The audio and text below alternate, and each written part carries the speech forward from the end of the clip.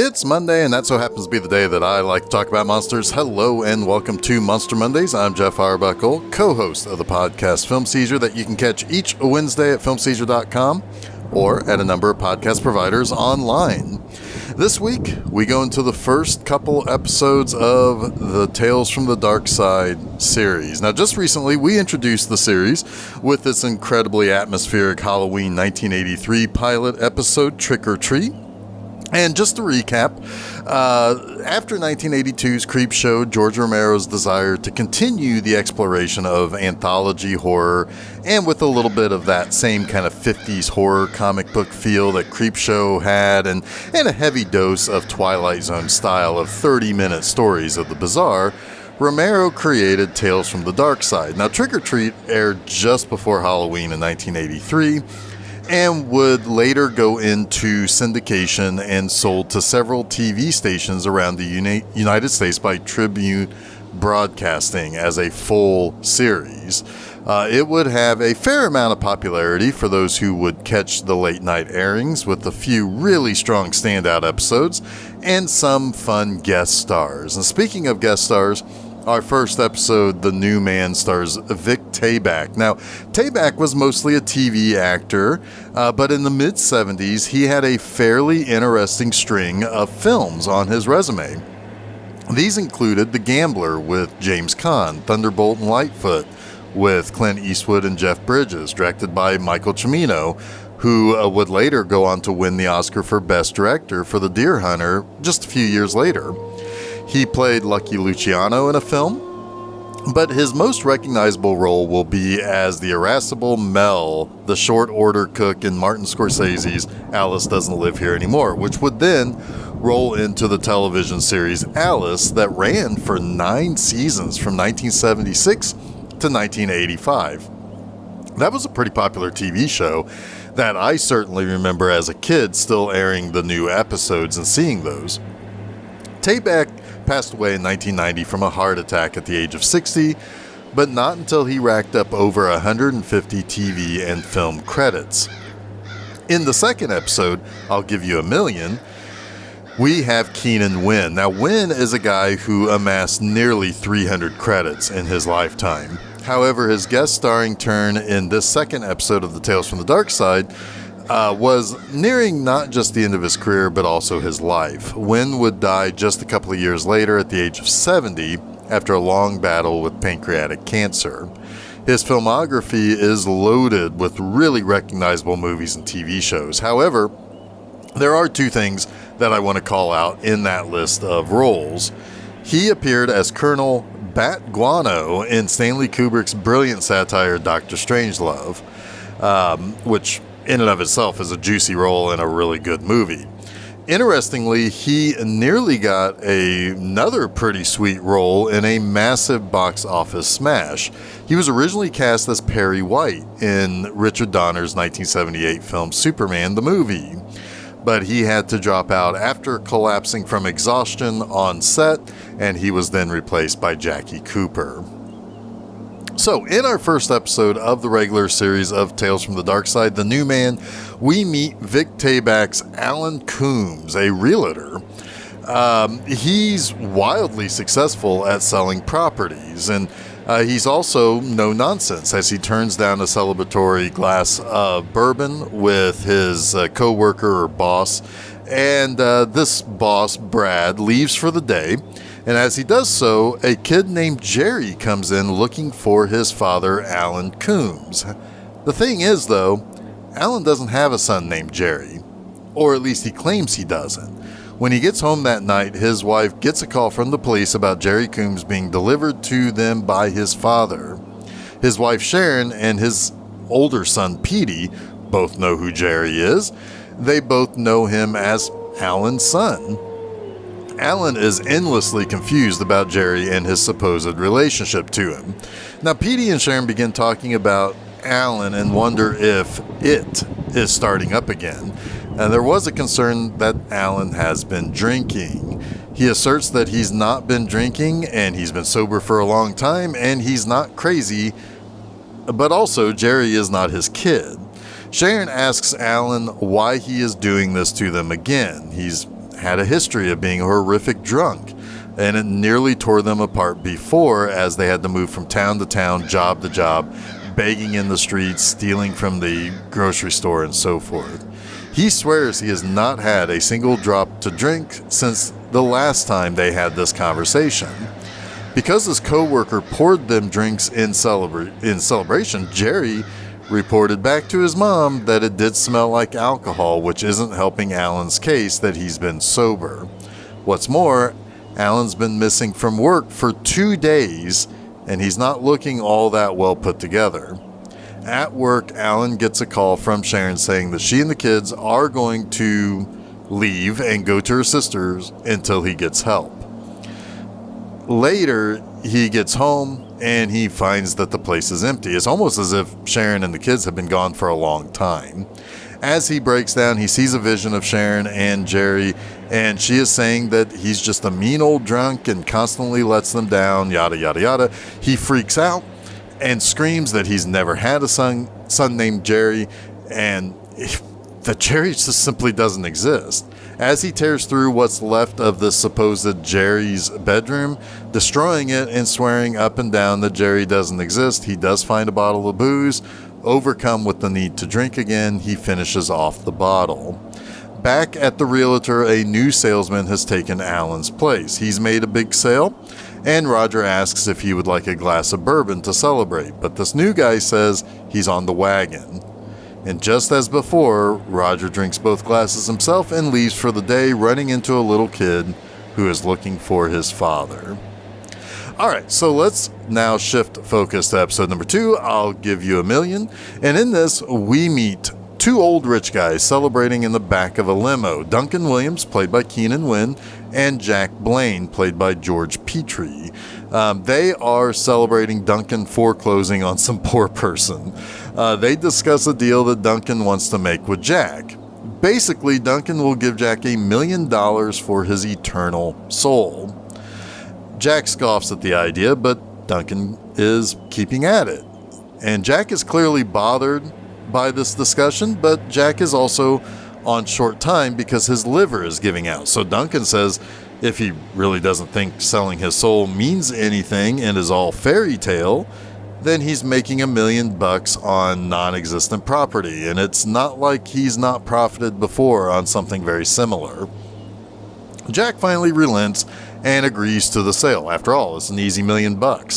That Friday, Jack comes to Duncan's home to go over the contract and make the purchase, but he wants to get to the business quickly as he's not feeling that great. There's a few clauses that protects Duncan's interests in it. It's if he would die from foul play before he can get possession of said soul, then he would get a full refund with a tacked-on massive amount of interest. Apparently, he knows Jack had a deal in which someone he worked with died by suicide. Duncan believes it was a homicide, and therefore is just basically protecting himself from dealings that Jack has done in the past. However, Jack is dying soon. In fact, his doctor gives him about 1 to 2 months. He wants to back out of the deal and not go through with the sale, but Duncan refuses. And Jack begins to bargain with Duncan, which includes not only returning the $1 million he gave for for his soul, but then give another $1 million to Duncan on top of that. And Duncan is rather intrigued by that. He's having fun with the dying Jack and also profiting from it. That night, Duncan is alone in his house when a gust of wind, that has come through a closed window, I might add, wakes him up. The phones are dead, his butler has the night off, and it's storming outside. Duncan soon hears some glass breaking outside his room, but suddenly he gets a phone call, as apparently the phone is now working again, and it's news from Jack's maid that he's passed away.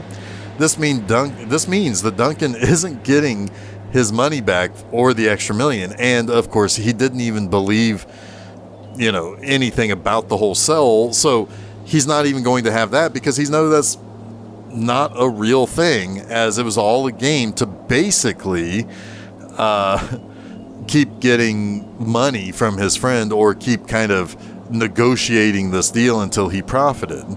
and he hears what he thinks is a prowler stalking about in the house. But the invader disappears from Duncan's office before he can get there to check things out. He then hears a banging on the door, and it's a ghoulish version of Jack there to deliver his soul as the contract stipulated. Duncan, terrified, runs to his bedroom to barricade himself, but Jack appears in there just as easily as any place else, and he begs Duncan to take the soul before he comes to claim it for himself. Duncan begs Jack to basically go away, and in doing so, has a heart attack. That's when a Mephistopheles-type character appears to claim both of their souls and render Duncan's contract null and void. But before leaving, the devil burns paid in full into Duncan's chest. Now let's talk about the 3 things I like about these first 2 episodes of Tales from the Darkside. For the first like, let's go to the first episode, The New Man. Now, I'll fully admit that this is not a great episode. What's particularly interesting is that for a show that was not explicitly created to be like, say, The Outer Limits or The Twilight Zone, where there could be a mix of various strange and different situations across a few different genres, this was where the series decided to begin. Sure, Vic Tayback was a popular TV actor at the time, so it does lead strong in the guest starring role part of it. And I'll come back around to Tayback here in just a moment, but Tales from the Darkside was seemingly always designed to be more of a horror anthology. If it wasn't, it's not helped by the particularly creepy and scary opening and closing narrations and imagery and what have you. But anyway, this is decidedly not a very interesting story. There's a recovering drunk, a string of them, it would appear, at this realtor. They appear to achieve greatness, and then a kid named Jerry comes in claiming to be their son, and it all spirals until they begin drinking again. Okay, fine, but it doesn't really do anything scary or explain anything. I think it's possible to read this that all of these drunks are basically relapsing, and this is all imaginary to begin with, and their their alcoholism demon happens to be this kid named Jerry, but it's not very clear in any of that. So the episode is kind of a dud. That said, Vic Tayback is pretty good in this. I've always liked him, and he's got that great grumbly voice and that look of a guy who's just constantly grumpy. In fact, it's almost like he's always on the lookout for a drink. So, yeah, Tayback is great, as would be expected. So he is definitely getting my first like for this episode. It's just that the decision to make this the first episode of a show that seemingly is somewhat geared towards late night syndicated horror is peculiar, and maybe an example of a series not leading with their best foot. Now let's switch our attention to the better of the 2 episodes. I'll give you a million.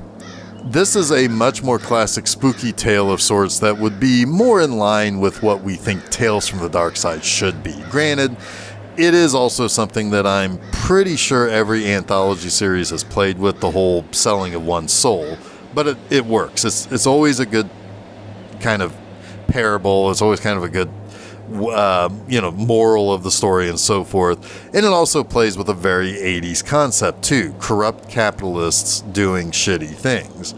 Oh man, the 80s were loaded with these types in real life and on TV and in movies.